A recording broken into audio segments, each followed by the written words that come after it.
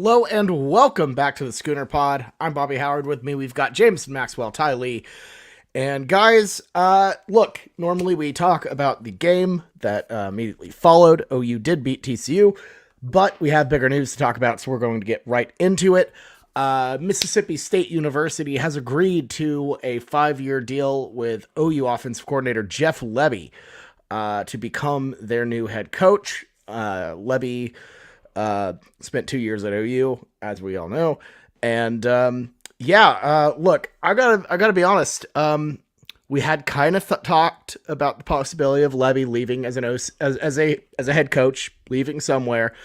But Jameson, to get an SEC job, a couple weeks after you yourself, I believe, said we should fire him mid-season. Who would have thought? Look at us. Who would have thought? Can you believe we're here? I will continue to say that I think that he was out no matter what. And I understand there's been some message boards that said that, and I've kind of just taken the opinion and run with it as mine. But I also so much agreed with it that now I'm saying it out loud because the whole Art Briles thing just ended so weird. And it's so weird that I just don't think OU saw it as worth it to keep him. And I think them organizing this Mississippi State head coach deal for him was honestly the best for both parties. I mean, absolutely. It's I think a good clean break. You don't have to go through the mess of paying a buyout. You don't have to do any of that. He's gone. The players aren't mad. It's pretty set. Ty, what are your thoughts on the whole situation?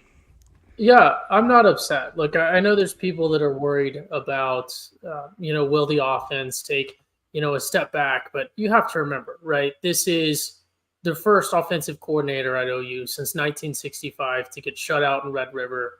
Talking about a guy who put up 33 against Kent State, someone who put up 27 against Iowa State, 20 against West Virginia last year. He put up a scorching 20 on the worst team in the Big 12, Cincinnati, this year. So I'm not necessarily sure why certain OU fans are freaking out about losing him. Dylan Gabriel was gone either way at the end of the year. And then Jackson Arnold, who knows what's going on with that, but he will stay. Transfers. It's probably not related to this. That's just how quarterbacks are nowadays.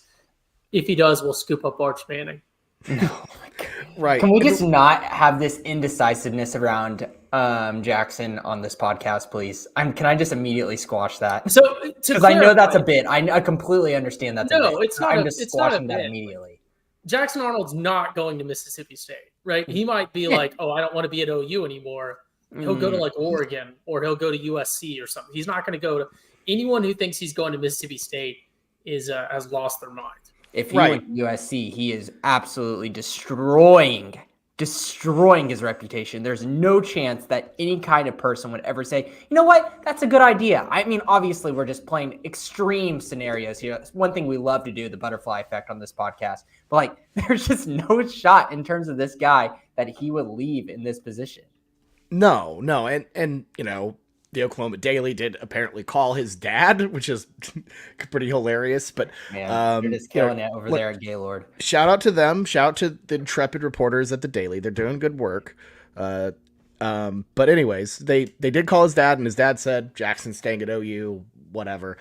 Well, I'm not worried about it. Jackson Arnold, I think everybody in this system kind of understands that. Look, Lebby is a rising star. And if he goes somewhere else, then that's fine. That you come to OU for more reasons than just Jeff Lebby, I would hope. And we've seen a couple recruits already, say that they're staying. Devon Mitchell being a big one as well. So I'm not panicked about a sort of a fire sale of people leaving. I would anticipate the next guy to be a pretty similar person in terms of offensive philosophy. I think this was definitely on the table. I think it's a sign of a strong program. Having offensive coordinators go off and get head coaching jobs, that's a pretty big deal. Regardless of how we see Lebby and his time at OU, the fact that he was able to get an SEC Power 5 job is pretty, that says a lot about Brent Venables and his staff, I will say. It makes me think, I'm not trying to push Levy down, but without Zach Selman there at Mississippi State, do we have this opportunity? What would happen this offseason? Do you think he would have a head coaching job that he feels like would be a upward trajectory move for him on the table? Because with his history, there's no doubt that is extremely difficult in interviews for people who don't know you. Zach Selman going through the process of hiring him for Joe Castiglione here whenever he was at OU has already vetted him and feels comfortable in that hire. I just don't think that there's another program across the country that would have taken a chance on Jeff Lebby to be his first time head coaching job other than Mississippi State. So I think that Oklahoma fans, if you were in the camp that you were hoping to move on from Jeff Lebby, which I see both sides of the argument, and we'll have plenty of that argument here on this podcast. You got to be absolutely blessed that a guy that we thought was a huge asset to our athletic department and Selman actually left and took away Jeff Lebby from us. So there's two sides to this. So I just think it's a really cool thing to talk about. Yeah. Well, and just to clarify, the Mississippi State is like Coastal Carolina. They just happen to have been grandfathered into the SEC. So let's not act like this is, a major program job here. It's not like he's going to, a big blue blood or something like that, but it is, significant nonetheless. Right. And I think we had talked about like Houston being a potential landing spot for him. I could have seen Houston doing it. Keep in mind that that's a program whose main booster is Tillman Fertitta. And if you follow the NBA, Tillman Fertitta, a guy who put all his faith in that organization, put all their faith in Kevin Porter Jr., they probably don't care that much about Jeff Lebby. No, they don't care about anything. So, yeah. So I got to ask, everyone's good with this? Because I'm pretty good with it, I would say. Yeah. It's always a little nervous going back on the market, trying to get another guy. Always a weird situation. Like, just the unknown is never fun. It's never comfortable. But that being said, I think we had all fully agreed that Lebby wasn't the guy. We were ready to move on. And I think this provides us an opportunity to do it so cleanly. I'm excited about it. So we're all in agreement there. Yeah, and I feel like there's a lot of like new Oklahoma media out there talking about, oh, you guys really don't know ball if you are happy for Jeff Lebby leaving. Look at the numbers he put up. Look at these stats. Top 10 in the country, yada, yada, yada. Here's the thing. I know he can do that whenever it's easy. We've known that his whole time. Whenever it's easy and Jeff Lebby's in his comfort zone, he calls a really damn good game. We've talked about it this whole season. The way he's called games at home in terms of his play calling versus the times on the road, you can see there is a clear division on how aggressive he is and how comfortable he is to go let his players go out and make plays. And I think that is something to be concerned about. I don't care that he can put up big amounts of points whenever we're at home versus a TCU defense that is atrocious. I do not care what they did versus West Virginia whenever they needed that team to come together. I care about going on the road in Stillwater. I care about whenever we're in Lawrence, whenever the weather's bad, whenever everything isn't squeaky clean perfect. That's whenever someone with true skill and who's got a lot of knowledge can adapt his game and make the players look like success. And he's struggled with that throughout his 2 years at Oklahoma. So I get the stats. I get it. But in terms of just Jeff Lebby as a play caller, I feel like there's a lot of red flags whenever you move to the SEC where you don't just have these cupcakes every single week and you have a strong opponent all the time. Duh. Yeah, I think you'd want to take another look at someone who could probably adapt a little bit better than Jeff. For sure. And, there is a part to this too where Lebby might not call the offense for Mississippi State. Like, that might be something where he is not good at, which I don't think he's a great play caller, but his offense might be good. And I don't think in general, the offense that OU has employed has been bad. It's the play calling that's been bad. And, with a different guy at the helm, same type of offense, maybe have different results. Yeah, obviously head coaching is a completely different animal, so it is yet to be seen. He certainly brings, I think, a recruiting boost just because the reputation. But yeah, as some other people have said in the comments, and as Jameson just said, I'm not necessarily too impressed by his play calling either, especially in a dynamic situation. It seems like he was very good at calling throughout the week scripted stuff and then fitting that in. But then when he had to do something during the game, I mean, the quintessential Jeff Lebby moment, I know I told you all this before in text, but was the fact that we didn't lose to BYU because a true freshman quarterback went out there and said, we're not going to jet sweep. I'm going to audible, and then we're going to score a touchdown. So to me, obviously that is, a bit of a funny segment, but that's a completely true story. Butterfly effect. Would we have lost? Would we not have lost? I don't know. But that was the touchdown that won the game for us. And that was because a true freshman went out there and said, why are we calling a jet sweep? It's so hilarious. It's so perfectly hilarious that it was a jet sweep too. I hope and it then actually audible was. away from it. I hope it actually was. Well, that's what was it Jaden Gibson said? Isn't that the link that you said? No, that came from... The comment was in the tweet, but I don't think it actually specifically said the jet sweep thing. No, he said... I think he said a There's jet. a video where he says it's... he said play a jet. call was okay. a jet. Yeah. Oh, so then yeah, it was a jet.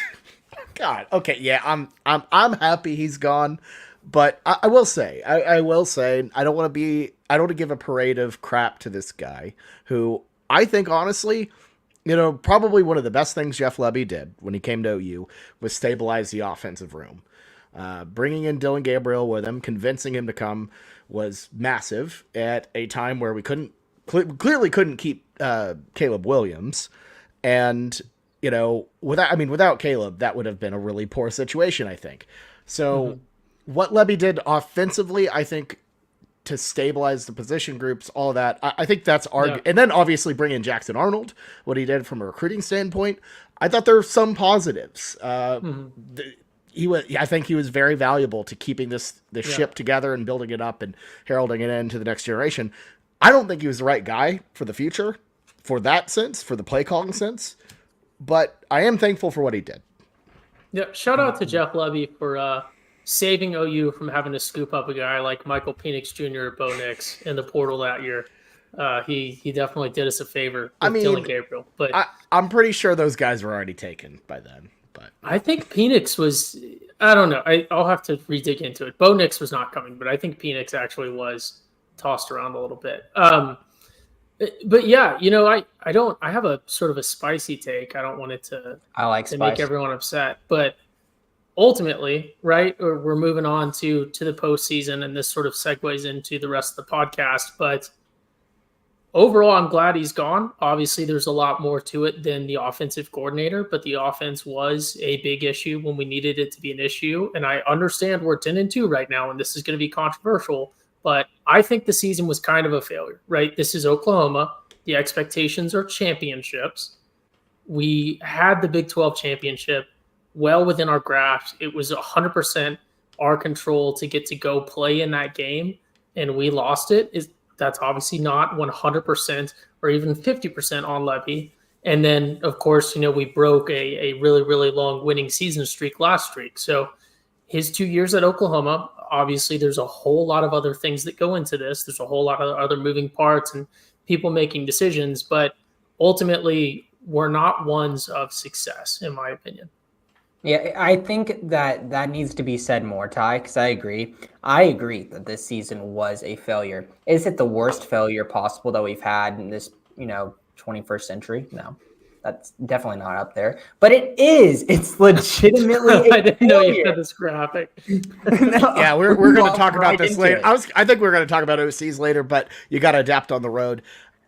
Go ahead, Jameson.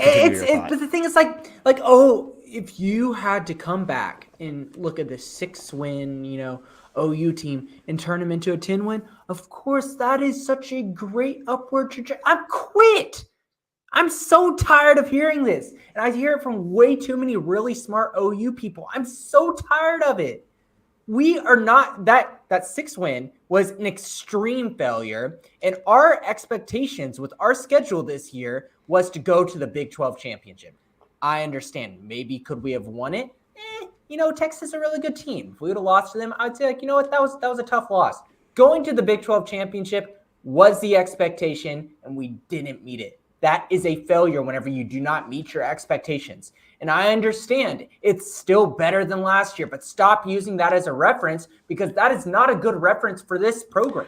Okay, so look, I I'll put it this way, because I disagree a little bit, because I don't think 10-2, I do not think 10-2 was a failure. I don't think it was an overwhelming, let's throw a parade like type of success. There's bittersweet. There's a bit of bittersweet to it, because I feel like 10-2, that's like a standard solid year at Oklahoma. For some people, this is like a massive achievement. It's just whatever for us. It's a blah year. We were 10-2 and 21, and it was a disaster at that time. I think the standard obviously has to be higher. It's going to shift a little bit when you're in the SEC, of course, with tougher competition. But it's a situation where genuinely all of us at the start of the season said 10-2 would have been good without a conference championship. And, if you had to ask me, like, would you rather be 10-2 with two incredibly dumb losses, or 10-2 in one of the two incredibly dumb losses, and one of them wasn't Texas, or 10-2 and one of the losses was Texas? I picked the scenario we're in right now. So for me, it's one of those where, I expect more. Go to the Big 12 championship. I feel like that's the biggest thing in here. So you would be like, I'm okay with not making it to the Big 12 championship. Well, I mean, that's the only thing. That's the rate limiting factor here. Well, I don't care about 10-2. I really don't care about 10-2. It matters. Do you have a chance to win a championship? I mean, that's not a great scenario. I'm not like furious about it. I think it's disappointing. Huh. I wanted more, but I will say overall, I think this is a step in the right direction. And to me, I can't quantify that as a failure. I can't qualify it as a success though either, because it was just good. It was just okay. So it's 1,000% a significant step forward from last year. I think maybe the best way to put it is, the OU as a program was sick. We were very sick last year. We are a little bit less sick. We're still running a little bit of a fever, and it's good. It's gotten significantly better, but we're not going to discharge them from the hospital just yet. We're still going to say that they're sick is kind of how I'm seeing it, if that makes sense. So I think overall, if I had to pick, binary failure success, I would have to go failure just because this is Oklahoma. For a lot of other people, this would be a very, very successful season. But again, expectations are different. And then as we talk about in the future, you get into a 12-team playoff, the entire landscape of the sport is shifting. Expectations will shift. I'm sure winning the SEC, it might become more NFL-like. Winning your division is maybe a more realistic expectation, and then going on to the playoffs, something like that. But for this year, I think that was a pretty realistic expectation. Because again, we could have adjusted that expectation if we came out and were a little bit not as well improved. That didn't make any sense. But we should be undefeated right now, and it's our fault that we're not. Is kind of how I'm seeing it. So you can't, in my opinion, consider that just a binary success. Yeah. I don't think the step in the right direction thing should be a feather in your cap, because I agree. Step in the right direction, we were in the freaking dumps last year. Yeah, I think there's a problem to, diagnosing teams on a binary scale, yes or no, especially when you're in a rebuilding situation, when you're trying to get off the mat, trying to build something and figure something out. I think you can't just say yes or no, good, bad. It had good. It had that Texas win. That was excellent. But it also had some pretty garbage points where this team showed a lot of immaturity. It showed a lot of lack of discipline from the coaches to the players. And that costs us in key situations. And if you want to be a champion, you can't just rest on your laurels and be happy with that. You have to fix it. You have to improve. But at the same time, it wasn't all bad. It was pretty good. And OU fans aren't used to being in this position where it's, championship or bust usually every year. It's an improvement. Next year, if we lose similar games, I will call that a failure. If we're not in contention for a college football playoff spot, 1 through 12, that's a failure in my book going forward. Where we're at as a program right now, 10-2, I think that's meeting the standard. That's a proper B-C. Yeah, and B-C is not something that an A student likes to see on their report card, Bobby. I'm not putting it on. I'm not going to put it on the refrigerator or anything. So I'm not happy. I'm not going to ground them for a week. So therefore the question is, I think we had two. And I am saying I'm not happy with OU at 10-2, and I think that it is a failure. We did not meet our expectations, so therefore you failed. You did not meet your quota, your line that you thought you were going to meet. Second, are you happy with it? I don't care if I took this class and I had a couple of good grades on assignments. The midterm, the OU Texas game, I got an A on it. But guess what? I failed a couple during the year, and therefore I didn't get a good grade on the season. So therefore, I'm not happy with that. I don't care if there's some good things that happen along the way. I didn't get to the mark that I expected myself to do in the offseason, even if it was a big jump from the last season. So therefore, yes, I'm not happy. I'm not happy with that's this. fine. I'm not irate. I'm not irate with it, but I'm just tired of people saying, "Oh, OU fans should be happy with this season." No, I have every right to not be happy with it. I think you should just be content. No, I can be mad about it. I'm not irate, but I'm sad, and honestly, I'm more sad than anything that I didn't get to go to the last Big 12 championship whenever the other team that is there right now is Oklahoma State and almost lost to BYU as a 17.5-point favorite at their home stadium. Agreed. And that's garbage. Same thing, and what they did versus Central Florida as well. It's honestly embarrassing. I agree. That's fine. We can talk about it a little bit more. We have plenty of the offseason to get on it. But gotta remember, pretty big news just dropping with everything with Lebby. Let's kind of trend towards the future here, get back on track. So we talked about Lebby's exit, our thoughts on it earlier in the show. Let's talk about who we want next at offensive coordinator. And let's start with the guy who a lot of people have talked about across the board, I feel like, as a very, very trendy name, a very kind of heir apparent, and a name we've talked about and people in the chat are talking about. And that's Seth Luttrell. He's a current offensive analyst at OU. He was a former fullback at OU from 97 to 2000. He previously served as the offensive coordinator at Arizona, Indiana, and North Carolina, and then spent a long tenure at North Texas. Shout out to the Mean Green, authoring 2 9-win seasons at a place that's really hard to do that. And at one point, almost had the K-State head coaching job, but allegedly turned it down. So anyways, let's talk about Luttrell here. What are y'all's thoughts here? Do you think it's aiming a little too low? Or are you happy with the hire potentially? I'll be content with it. And here's one thing that it's came out that him and Jackson Arnold are really close. So that's a big positive. You want that kind of relationship with your star player and your future offensive coordinator. To be honest with you, I feel like that Oklahoma usually has put themselves in a position to where they can, hold on to coordinators and make raises. They have that kind of bankroll.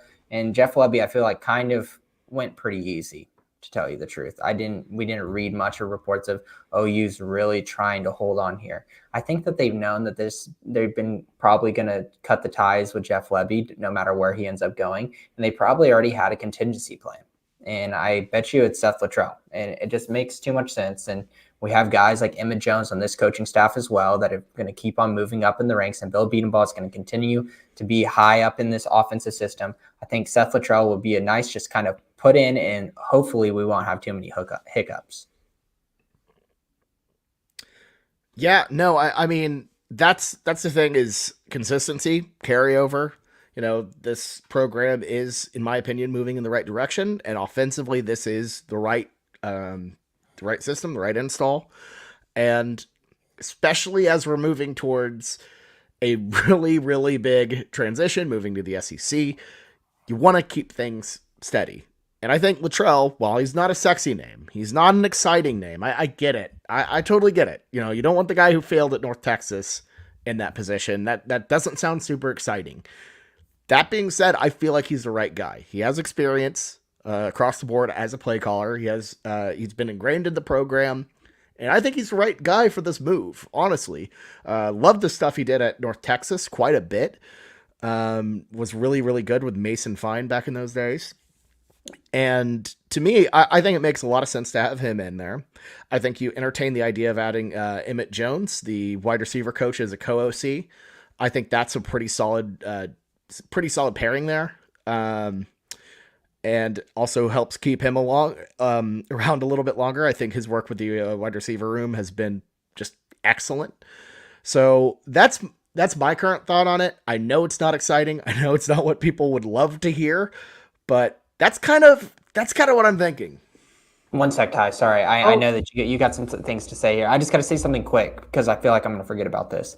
I feel like people that are saying that the Seth Littrell hire is something that they're not excited about, it's because he's like an analyst on our coaching staff. Let's take that away from us right now. Stop thinking like that. You think like, oh, I want a big splash hire. I want to go steal someone from another successful program.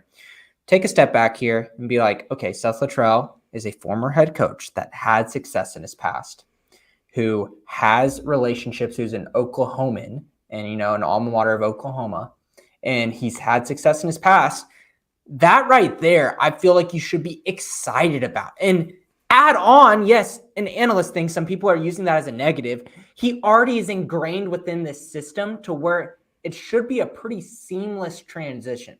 So I don't know what is this like, in people's heads where they're like, I need to go make a big splash hire and get some kind of big fish from another program. I think Seth Littrell, if it wasn't for him just being in this analyst position right now, I feel like people would be very, very excited for a guy with that kind of resume. Yeah. Ty, you got it.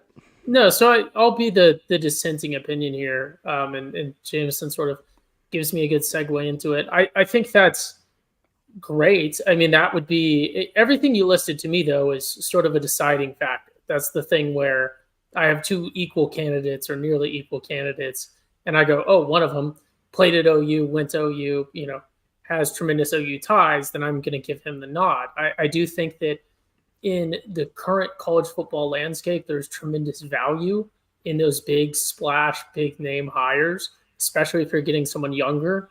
Obviously, North Texas is a little bit of a tough situation, and then he's been coaching for a long time. But looking around, I don't see anything remarkable about what he did recruiting wise. He obviously wasn't super electric. So there are some other names out there that I would like to see. Unfortunately, a lot of things people have been tossing around, guys like the current Michigan OC, the current Oregon OC. I think those are, lateral moves. I think coming from either of those teams to OU currently in this present season is maybe a bit of a downgrade. I don't think it is in terms of job, but, why are you going away from, contending for national championships or national championships and Heisman's in Oregon's case to come to OU? Maybe it's an SEC thing, but, one name that jumped out to me was Casey Woods over at SMU. Tremendous Texas ties. SMU has been very successful. We've seen what that offense can do. Obviously, adjust a little bit, but I think that would be a younger name, maybe a bit more of a splash because you have a guy who is coming up through the ranks, progressing in jobs and is getting a big job, and you can sort of build some hype around that. I just think it's very challenging to build a lot of hype around Seth Littrell outside the program. That's going to boost recruiting. That's going to boost, everything else. Yeah, right. I see it. I see like you're trying to like tap into new potentials throughout like your recruiting hemisphere. I understand that Seth Littrell really doesn't get that for you, but at the same time, like this guy's kind of already established relationships, and I feel like we've been doing a pretty damn good job recently on the recruiting trail. And obviously, there's always room for improvement, but I feel like if we just keep on keeping on, hopefully, these recruiting classes will continue to pan out and give us some good athletes. I would agree with that. I think overall consistency and just keeping the main thing, which is winning ball games in Oklahoma, helps a lot. And keeping Brent Venables as the main guy, his regime, keeping it on the right track is big time. It's massive. I mean, yeah, ideally you want to create that system that functions regardless of who the coordinators are. Right. It hasn't been the same coordinator system at a lot of the big dynasties. Obviously, Venables at Clemson may be a bit of an exception, but you get the Saban-like system where you can just plug people into the system, let them learn a little bit. Obviously they progress and get a little bit better. You might take a step back when a certain guy leaves, or you might run a sort of a bit of a different offense when someone is there. But ideally, if Venables is the right hire for OU, we're talking about a at least a decade, multi-decade hire here. You want a system where you have it can be plug and play, whether it's, maybe Luttrell coming up or someone younger. I just think that, we have tremendous momentum right now, I would say, with having a coordinator hired away to become a head coach, sort of building out that coaching tree. I think, in my opinion, it would make sense to go with someone like Casey Woods, promote them up. If they do good, then you get them for a couple of years, and then they go off to the NFL, or they go off to another head coaching job or something like that. And if you get two of those back to back, it sort of self-starts itself, sort of like Lincoln Riley with quarterbacks, or you have, Saban with coordinators or anything else. If you can do it more than once, because we sort of, Venables maybe didn't necessarily develop Lebby all that much and get him the job. But if we could do it more than once, and then you have another young guy that's going out, taking up a head coaching job for the first time and doing fairly well in the next couple of years, then you can start to get that system where other coaches will say, I'm at Michigan right now, but I'm going to go ahead and make a lateral move over to OU because that's going to launch my career. Or I'm in Oregon right now, or I'm at whatever. And I don't know that the going with Luttrell, and obviously hypotheticals just for talking points here, but, reading into the tea leaves there, I think there would be benefit in looking elsewhere than someone who's already sort of failed as a head coach. Unfortunately, that's really the only way to put it. I see where you're coming from. I think that's fair. I think I really like what SMU has done offensively this year. We've talked about them a lot, obviously on the weekend spread a bit, and when we played them. So I don't mind that suggestion at all. I want to kind of bring up a couple names as well. Keep in mind, by the way, Luttrell's not the only analyst who has former coaching experience. Matt Wells, former Texas Tech and Utah State head coach, is also at the program. He's been with OU 2 years. That could be an option. I personally don't love it. I don't know how much of a fit that is. I wasn't a huge fan of his Texas Tech teams. I liked his Utah State teams a lot, but I don't quite think that's the direction we should go, but I wouldn't be stunned to see that if we wanted to keep another internal type of guy. Also, a couple names as well, kind of floated out by, our friend Eli Letterman at selloutcrowd.com. He brought up Andy Kotelnicki from Kansas as well, which I think is an intriguing, kind of name. I think he's done really great stuff with Lance Leipold. You got Sean Lewis, the former Kent State head coach. He's currently kind of in Deion Sanders' doghouse, which is, not a great place to be. And then if we want to get wild, he threw a couple ones out there as well. Cliff Kingsbury. If you want the flashy names, Cliff Kingsbury, currently at USC. And then my favorite, Scott Frost. So a little spicy there from Eli. I don't necessarily hate Scott Frost. If you told me hear me out. If you said I have to pick between Scott Frost and Seth Luttrell just to be the OC, easy, I might go with Scott Frost. Okay, you can be that person. I'm not going to be that. I don't want. Okay, Scott Frost failed in the Big Ten. He was successful when he had a Group of 5 job. He was successful, right? Luttrell failed in the Group of 5. The things that I've heard about Scott Frost in terms of his players just completely not giving him any respect is not something that I want in this program. Yeah. I've heard some really, really bad things about what the players thought about Scott Frost, and I think that would be a pitiful hire.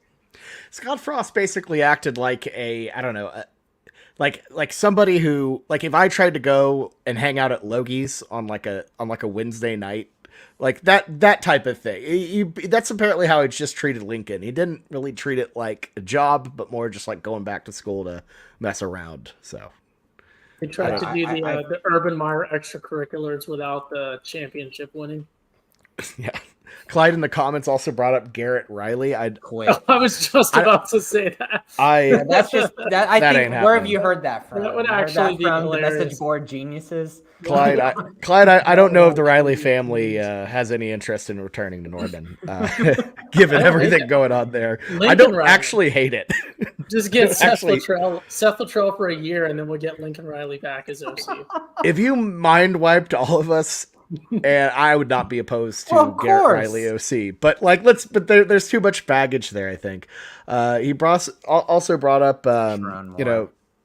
Sharon Moore from Michigan. I think that guy probably is looking a little He's bit. going to get a head coaching job. Yeah, that man's looking He just higher coached. than. He's been coaching as the acting head coach, and Yeah, he won the game. Yeah, he went 3-0 and won the game. He's not going to come to OU to be an OC, No. unfortunately. That man's going to get a head coaching job. Didn't he go? He went like 6-0 because he coached early in the season. That's true. Or no, I think he only coached like 1 or 2 games. Because they did like a weird. They did like a weird alternating situation. Yeah. With the Harbaugh's. I don't know. Suspension. Yeah, that was the hamburger suspension. Genuinely funny sentence I just said right now. So that's my thing with him is he's gonna get a head coaching job. Look, Jeff Lebby just got a head coaching job in the SEC. The guy who won the game a couple moments ago is probably going to get one as well. Mm-hmm. Yeah, and the other thing I said about Sharon Moore, for Michigan, he's an O-line guy, and I feel like in terms of like getting a guy for this program, I don't think we'd want an O-lineman kind of history in our offensive coordinator just because Bill Beambo has such a strong presence on this offense, is already his co-offensive coordinator and plays like his footprint is very, very large. So Seth Luttrell, he's a running back guy. He's, played running back. He's coached running back the position and, offensive coordinator, all that stuff.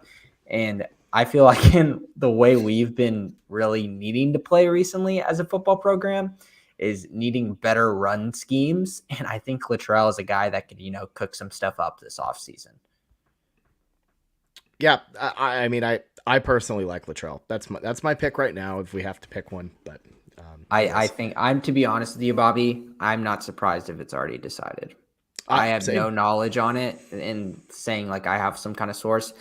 Everyone listening, I don't have sources. I don't. I'm just saying I would not be surprised just looking at this whole situation that it's already decided. Yeah, no, Jameson is like 10-year-old me at a Buffalo Wild Wings, no sauces. So anyways, I'm with you. I think they probably had a succession plan in place probably ever since the whole Art Briles fiasco. And honestly, by the way, I'm surprised Ty hasn't brought up Art Briles yet. I you did that a couple weeks ago. Again, you didn't want to repeat. Reminder, you didn't want to repeat bits. I get it. Reminder: this is not a bit. This is an indictment on OU. Art Briles did exactly the same thing that Lebby did. And he was just perma-banned, which he should have been, right? They're like, there's a whole different set of lawsuits that just specifically name people going to Jeff Lebby specifically. And we thought it was cool. So all I'm saying is Art Briles adjusted during the games. But yeah, I'm not actually advocating for Art Briles. I think Jimbo... maybe we could get him on the cheap. Now we're talking. There we go. Get Jimbo in here. A splash. Get Jimbo in here with his with his Cheesecake Factory like play sheet. That's what went wrong for him this year. He ditched the small novella of plays and handed it to Bobby Petrino, who wrecked it just like he wrecked his motorcycle.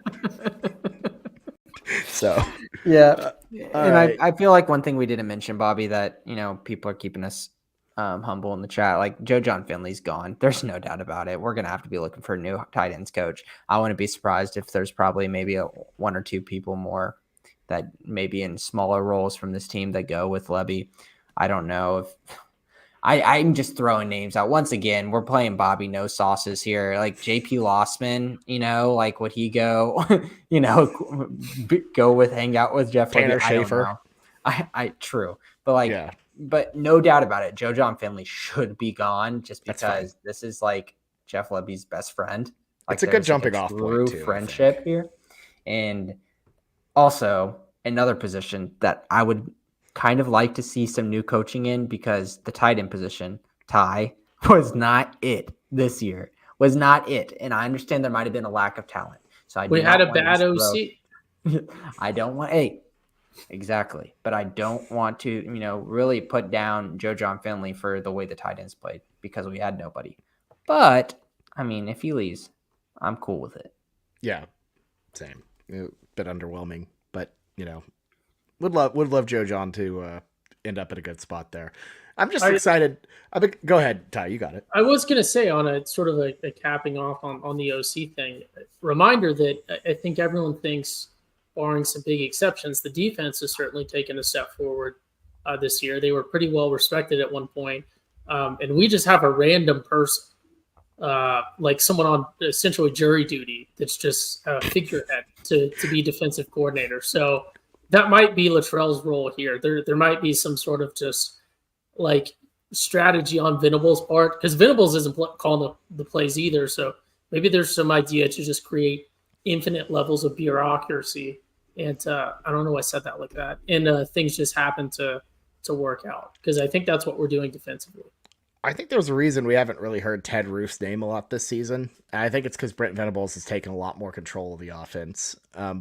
But you're right, Ted Roof is just sitting there. He's sitting there like that blue dude who's always standing next to Palpatine in all the Star Wars movies. He's not doing anything. He's just hanging out. But apparently he's important. So I think that is completely right. He just needs someone in his corner. He pretty much just like, hey, Ted, you think this is a good idea? Oh, yes, coach. Of course, coach. All right. He's just there to sit there and wear really well-structured hats. Just, okay, so that's pretty much all we got for OC. We can respect that. And we'll be, of course, following this as the offseason progresses. Sure, firm news of someone that we didn't even mention getting hired is going to drop like 5 minutes after we log off. As is tradition, it's probably going to be like Seth Luttrell instantly. Yeah, or they bring back Kale. Yeah, our whole podcast last week just like was complete garbage because everything we were talking about Jackson Arnold being our starting quarterback, and then like the next morning, which was a freaking Monday morning, like we were doing this on a Sunday, just like, oh, Dylan Gabriel is expected to play. Yeah. So, you never know at this point. Yeah, it's probably going to be Cliff, and we're going to have to emergency pod. Look, speaking of that TCU game, do we want to talk about it at all? Like, it feels a billion years ago. It was only on Friday. Sooners won 69-45.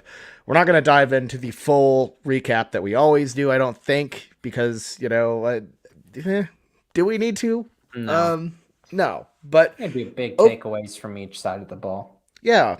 Offensively, I thought pretty good. 69 points, racking up a lot of, obviously, great number, especially against, Boat Blake's TCU Horned Frogs was fun. I thought the offense looked good. Dylan Gabriel put up a massive stat sheet, 400 yards, 3 touchdowns, scrambled around a little bit. Rushing game was good.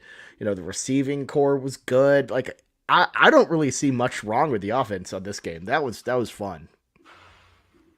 Yeah, I think our receiving room still has a little bit of room to develop. Nick Anderson specifically, but he's going to be very, very dangerous next year when he gets a little bit more development. But yeah, other than that, just sort of nitpicking things that maybe could use some work.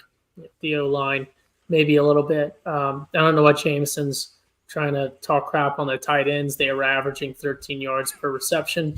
Wow. It's just a typical ball not knower take. Just doesn't. The thing is Jameson is such a casual. He still hasn't figured out if they're receivers or if they're linemen. So it confuses and scares him, and he lashes out. I think you've gotten down to it. But talking about the offensive line, because I feel like this is something fun to talk about. How about Jacob Sexton just saying, "Hey, Tyler Guyton, this is mine"?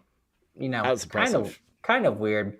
I think that just completely seals that Tyler Guyton's gone, because he should have been playing by this point. Seems like he's kind of like opted out and he's just ready to take his spot as the next OU offensive lineman to get drafted like in the first 2 days. I don't know if he's a first round talent, but Jacob Sexton coming in there, playing really well at the right tackle, Caden Green playing really well at the left guard. I mean, we've got some fun young pieces on this offensive line that I'm really excited about.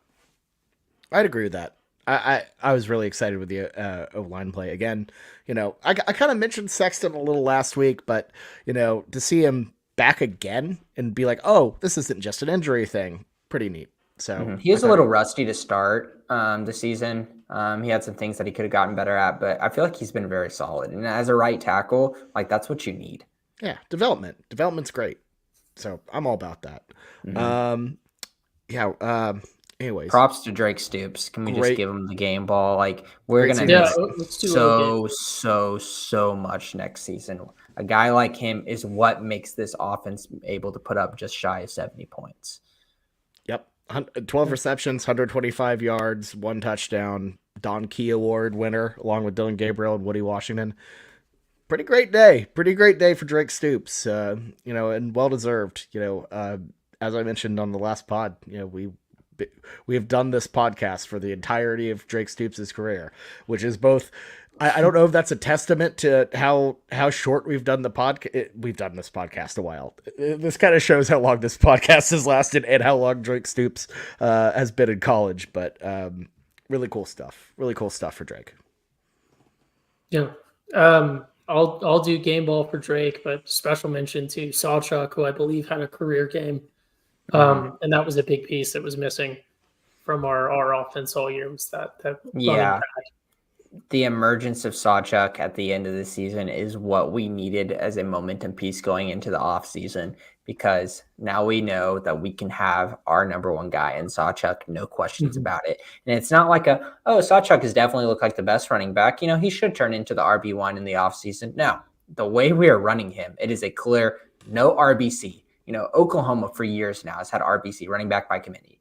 And it's not that. It's Sawchuk, and a little bit of Tommy Walker now. And that shows you how confident this coaching staff is in him.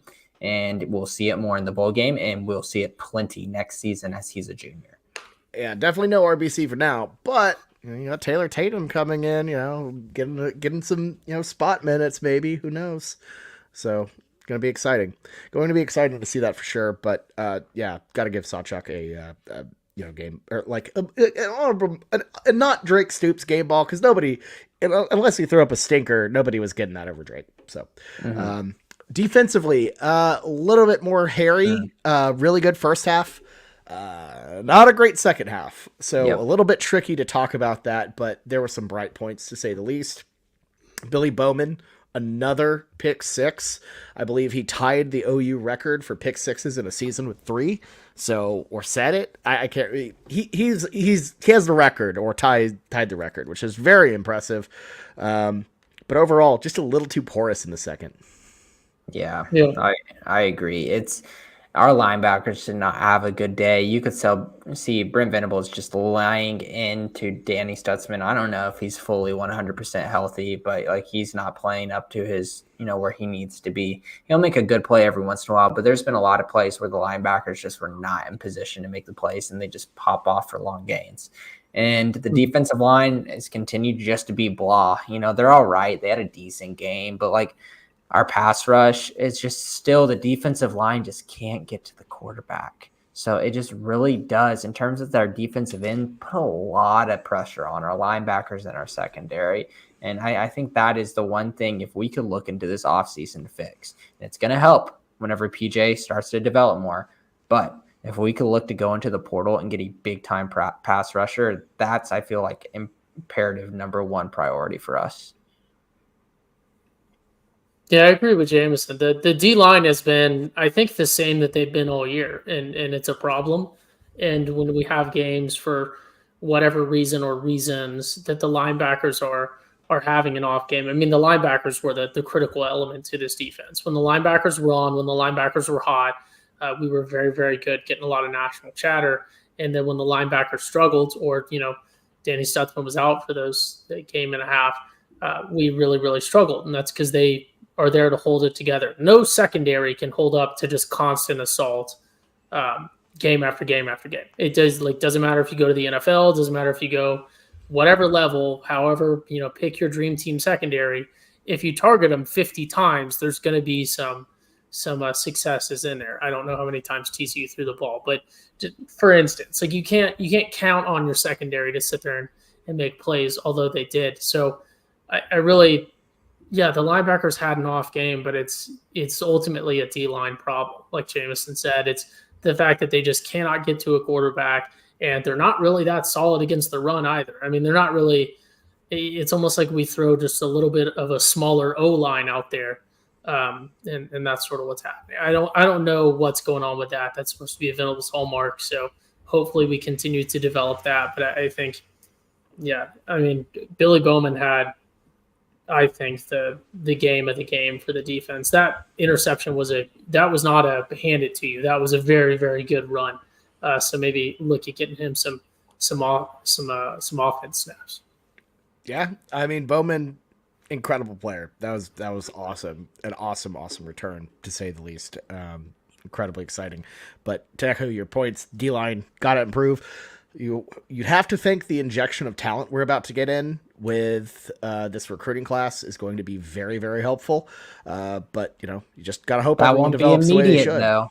It won't be immediate. That's not going to fix this next season. Got to get in the portal and shore it up. The only guy who can probably start playing snaps day one is probably David Stone. If we're just being honest, but you never know what Schmitty will build in the offseason. But let's be patient with these guys. Yeah, I hope guys like Grayson Halton, obviously PJ, and then if he could just get some consistency out of a guy like R. Mason Thomas, those are the things you hope for. But now this last game, this is now 5 straight games where the defensive lineman did not have a recorded QB sack. It's absolutely unacceptable. Awful. That is awful. Yeah, it's not. Like we said, it's like a statistical anomaly at this point that it hasn't happened just by accident. We've been making excuses for them the whole year. We did it last year too. Yeah, like an O lineman should have tripped or something. You're talking several hundred snaps. And it's just bad.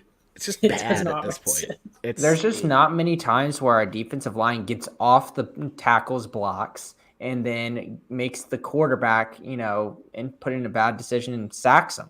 And the thing is, people are saying, I'm not really happy with the way, our secondary is playing and our linebackers are playing. But whenever your first level of defense is the one that is not, helping you out, and the way Brent Venables' scheme is like Bobby said this whole year, this bend don't break defense. They play a lot of zone, and you just hope that your athletes can out-athlete them. Whenever you're not getting a pass rush, that completely tears down everything. A zone is not a zone unless you have some sort of pressure on the upper front, and that's just not it with this current team. Yeah, for sure. Game balls. Just agree on Billy Bowman here. Mm-hmm. Okay, well, psych, because I'm giving mine to Delaren Turner-Yell, who recorded he recorded 2 tackles last week against the Vikings. Didn't record any stats against today against the Browns, but I'm still proud of him. Good for him. So he gets 2 game balls for both games. Shout out Zach Schmidt, 100% on the day. Great on Zach Schmidt. Yeah, I got to say though. Go ahead, Ty. Speaking of special teams, we got to talk about Gavin Freeman, man. This guy should straight up not be on the team. I'm not talking about he shouldn't get snaps anymore. He shouldn't be on the team. He's seeing ghosts out there. I hadn't been that mad at a play in a long time when he dove at that. That is just you.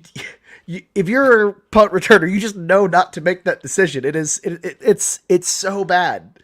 Why would you do that? It's been a bit up until this game. Why do we keep giving this dude chances? What is? You tell me there's no one on our team. There's not a single other player who knows if I wave off of it, don't jump on it. That's the standard that we're at now. If we can get someone who just doesn't jump on and fumble a punt after they've waved off of it, that would be an improvement over Gavin Freeman. So I really... He's got to figure it out, man. Does not make sense to me. Yeah. I think he should transfer to Tech where he originally committed. The thing is, people are saying, put Stoops back there. Do you really want Stoops back there? No, we don't want to risk... That dude gets blasted every single, down in terms of his offensive performance. Let's just try to get him away from some hits because that guy takes some hits. He is tough. But I just want to try to avoid him getting hit a couple more times extra on what he normally does. And then, LV Bunkley Shelton, I understand that's not a sexy pick. People are put Billy back there. Look what he's doing with the pick 6. Didn't he get hurt last year during a return? So I think pretty much they're just going to not do that anymore. So I think we're kind of stuck with either Bunkley Shelton or Freeman here. Right. I would agree with that. Okay, so Diner Game Balls talked about offense and defense. Didn't have time to wrap through and go in depth on everything. So sorry if there are questions that are still hanging out there. But there is a big question hanging over OU and the offense right now, and that lies with Dylan Gabriel. I think we've all assumed that Gabriel, this is last year at OU, Jackson Arnold's next, but he seemed to kind of leave the door open a little bit after the game, whether or not he'll return. His future, I think, is going to be a concern here. Obviously, he went through senior day presentations, won the Don Key Award. I personally think he's done at OU. I think it's just time to move on to the next generation. I think it would be a bad move to continue to drag it out and leave Jackson Arnold cold on the bench. I think you have to start developing and moving forward at some point.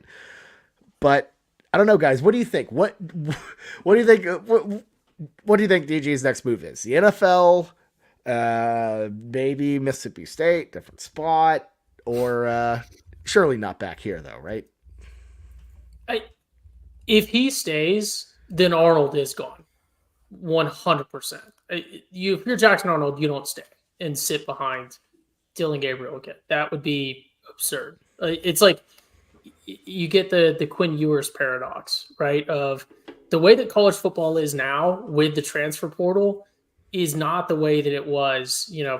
How many times have you heard that talking point? I think it hasn't necessarily changed it all that much in a lot of ways, but this specific scenario is one of the ways that the transfer portal has significantly, massively changed college football, and teams haven't really adjusted to it, right? I think again, this is not a bit. I am very high on Dylan Gabriel, but Dylan Gabriel is a very specific tool that requires very specific circumstances to be successful. And if he's not paired with someone who really knows him and Lebby and people who he has a ton of chemistry with, I don't know. I think if he stays at OU, I think he takes a step back next year with a new coordinator.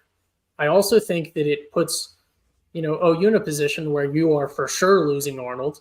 And then now you have Dylan Gabriel for another year, and then what? I almost think we're at a point now, and I'm more serious about this with Texas and Quinn Ewers because he's announced he's staying. I understand Quinn Ewers is maybe better than I make him out to be in his bits, but I think we're at a point now where we're going to start to see these major programs not bring guys back because it has not been the norm in college football that you get a guy like Quinn Ewers or Dylan Gabriel, for example, who says, I'm coming back for another year, and the program goes, no, thanks. I think you should look elsewhere. That would be crazy the first time someone does it, but I think it will become the norm here shortly, and you're going to see some big issues if you start to see names like Jackson Arnold or Arch Manning hit the portal after people threw out a bag on him because Quinn Ewers is a bum and wants to stay in Texas. I know that there's been some OU media, and I know our Jenny Carlson of Sellout Crowd wrote an article about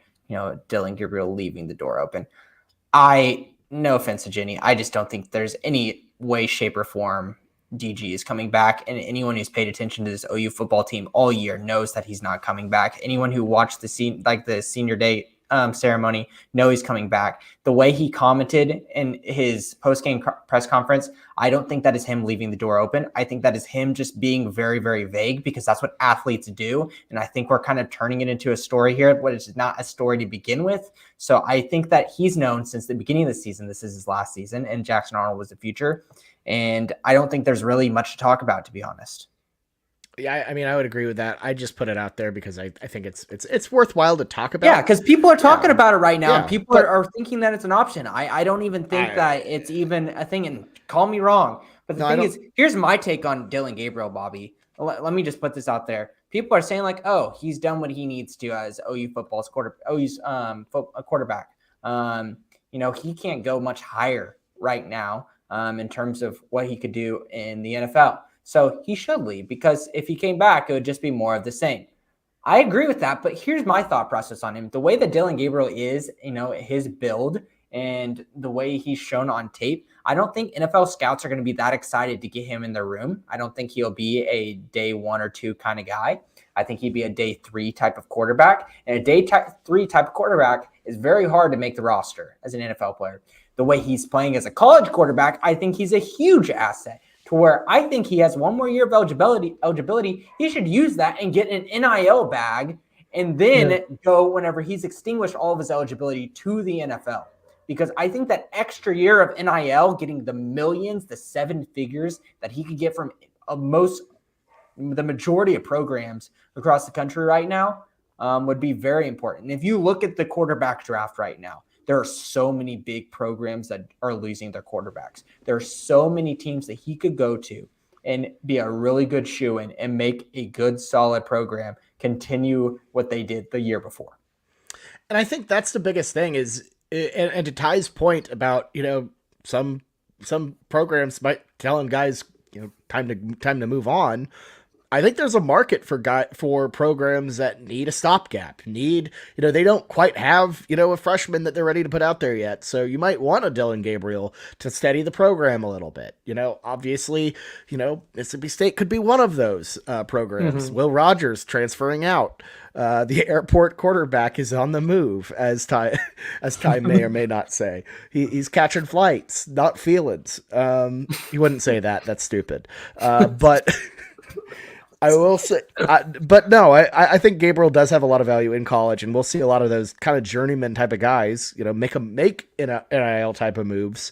And, I don't hate that for the sport. I really don't. I think that's an interesting idea. And look, I'm just saying, Ohio State, I'd rather have Dylan Gabriel out there than the Kyle McCord at that point. That guy's not gonna. That guy's not it, man. Anyways, that's enough on DG.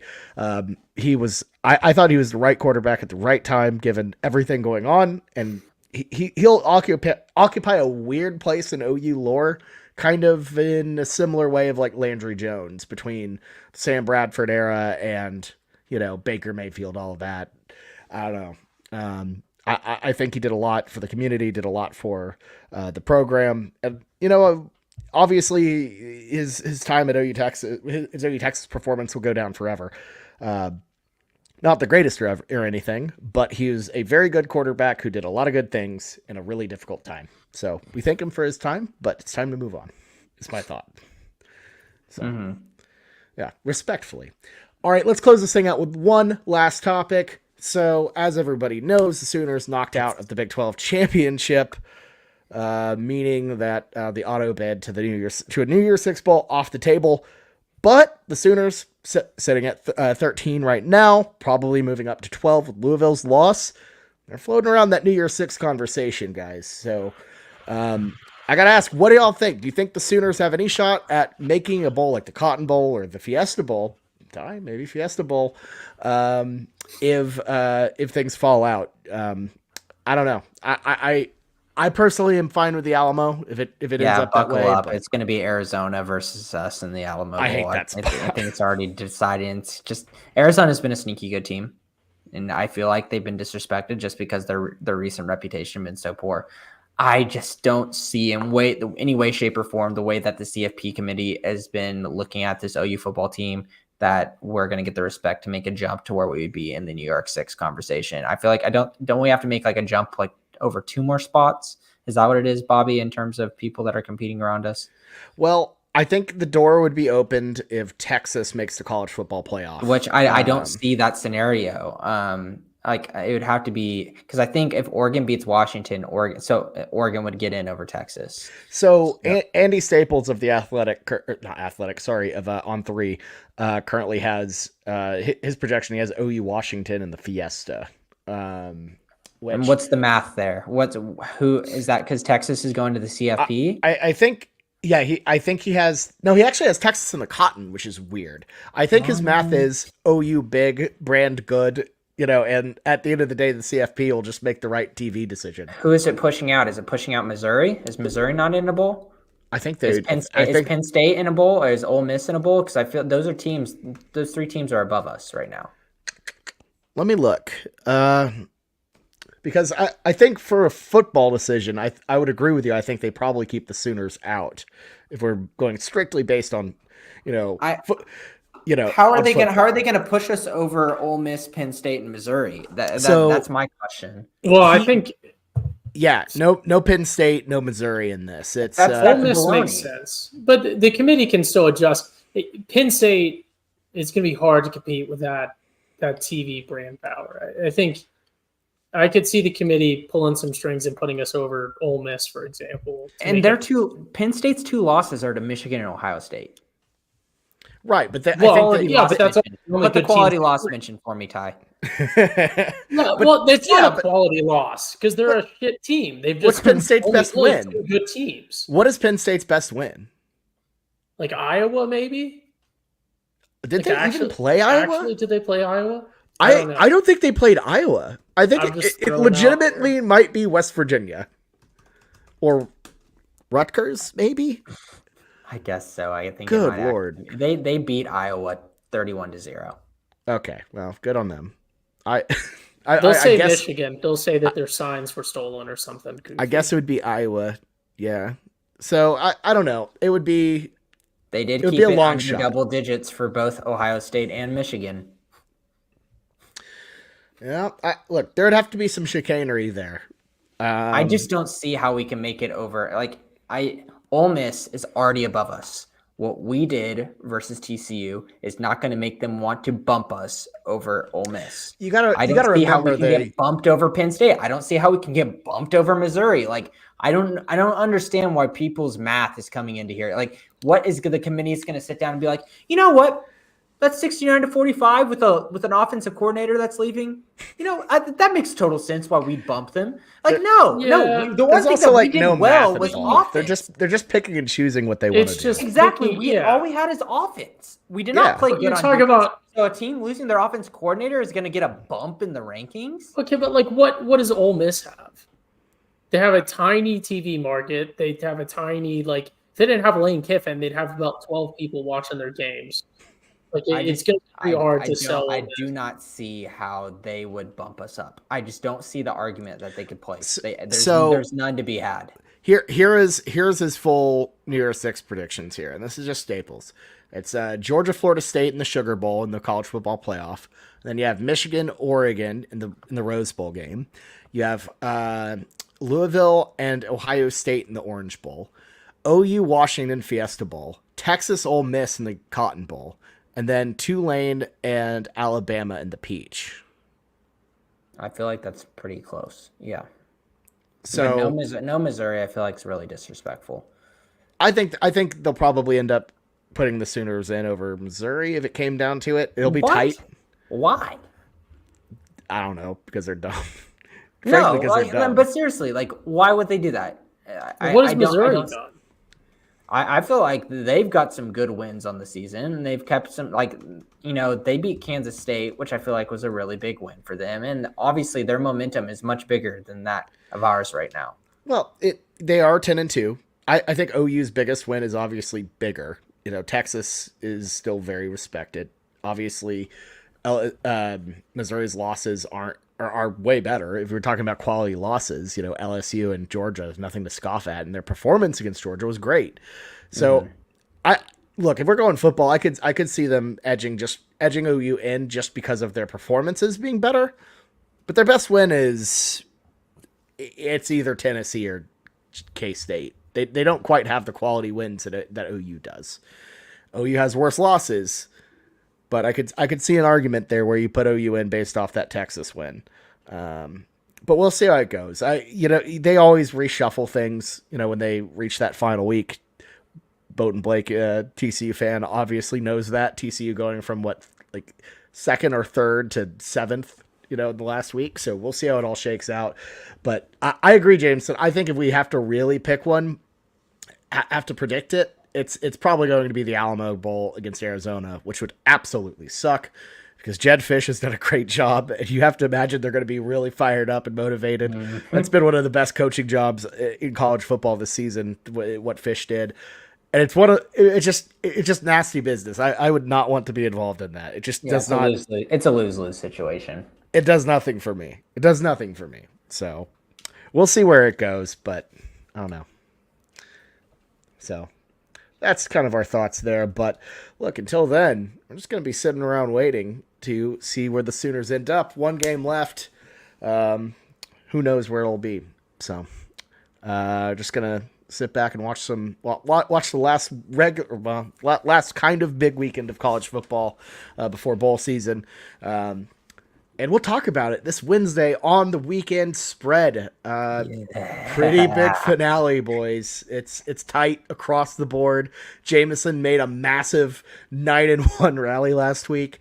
Ty had a pretty great week as well. Bobby's back in the danger zone. I am in the massive danger zone right here. I'm only 2 games above the bottom here. And look, whoever wins, if there's a tie at the bottom, we both have to do it. Me and whoever would have to do it, and that doesn't sound good. I do not want to give Blake or Jameson that power at all to control my alarm clock for the next couple weeks. So you got to tune in and know what you're rooting for here on Wednesday. Going to be some exciting, big time picks. And yeah, guys, I'm so thrilled for that. And then obviously our bowl pick show's always great, always entertaining. So can't wait for that, guys. Cool. All right. I do not believe there is anything else. See 1982 hanging out in the chat. Good to see you there. But I think we're going to wrap this thing. Guys, thanks for coming on early to talk about the Lebby news. I really appreciate it, especially Ty, who's out on the West Coast. So this is a little bit early. Jameson, I know you're itching to go watch your Chargers, disappoint you as per usual. So let's go ahead and wrap this thing up.